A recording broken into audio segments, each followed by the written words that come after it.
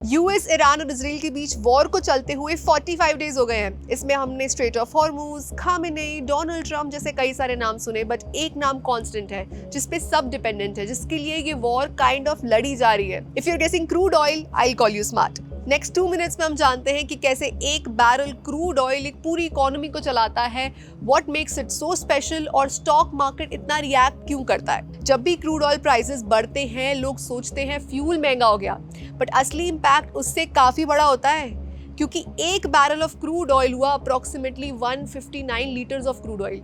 ये directly use नहीं होता है, इसे रिफाइनरी में प्रोसेस किया जाता है और मल्टीपल प्रोडक्ट्स निकाले जाते हैं। 159 लीटर्स ऑफ क्रूड ऑयल से 43% पेट्रोल निकलता है जो कि यूज होता है कार्स और बाइक्स में, 23% डीजल निकलता है जो ट्रक्स, बसेस और एग्रीकल्चर में यूज होता है, 9% जेट फ्यूल फ्लाइट्स के लिए, 5% पेट्रोलियम कोक सीमेंट और इंडस्ट्रियल फ्यूल के लिए, 4% मरीन फ्यूल शिपिंग के लिए, 2% बिट्यूमेन रोड्स बनाने के लिए, 2% पेट्रोकेमिकल फीडस्टॉक्स प्लास्टिक्स और केमिकल्स बनाने के लिए, और 12% अदर मिक्स्ड पेट्रोलियम प्रोडक्ट्स के लिए। मतलब एक बैरल ऑयल सिर्फ एक नहीं, मल्टीपल इंडस्ट्रीज को पावर करता है। सबसे बड़ा रोल होता है ट्रांसपोर्टेशन में।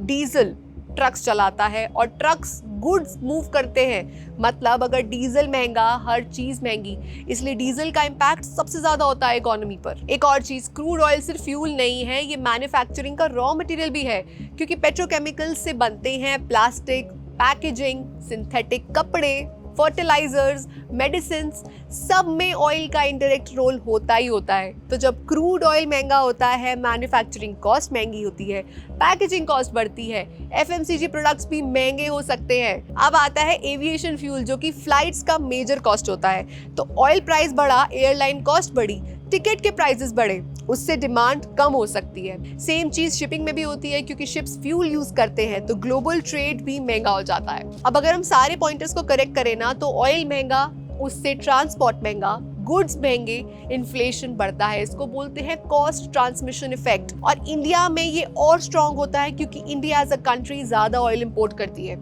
ऑयल महंगा होने से कंपनीज की कॉस्ट भी बढ़ती है, उनका प्रॉफिट कम होता है, डिमांड स्लो हो सकती है, तो इन्वेस्टर्स क्या करते हैं, स्टॉक्स सेल करते हैं। इसलिए क्रूड ऑयल प्राइस मूवमेंट का डायरेक्ट इंपैक्ट स्टॉक मार्केट पर दिखता है। तो क्रूड ऑयल सिर्फ एक कमोडिटी नहीं है, ये पूरी इकोनॉमी की बैकबोन है। इसलिए जब ऑयल प्राइसेस मूव करते हैं, तो इसका इंपैक्ट सिर्फ फ्यूल तक लिमिटेड नहीं होता है, वो हर इंडस्ट्री, हर बिजनेस और अल्टीमेटली स्टॉक मार्केट तक पहुंचता है। इसलिए इसका इंपैक्ट लीनियर नहीं है, मल्टीप्लायर इफेक्ट होता है। Investment in the securities market is subject to market risks. Read all the related documents carefully before investing.